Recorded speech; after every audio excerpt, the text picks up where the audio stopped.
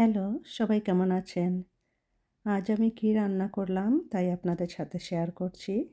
তো এখানে আছে একটা ডাল, এটা টমেটো, কাঁচামরিচ আর ধনেপাতা দিয়ে করলাম। আর করলাম রূপচাঁদা মাছ, কোয়াশ আর আলু দিয়ে। দেখেন তরকারির কালারটা কেমন হয়েছে, অনেক নাইস হয়েছিল খেতে। আর করলাম আমি আইড় মাছের মাথা শাক দিয়ে। এই শাকটা আমার গার্ডেনের শাক, এটাকে বলে সুইস চার্ড। খুব দারুণ হয়েছিল খেতে আসলে।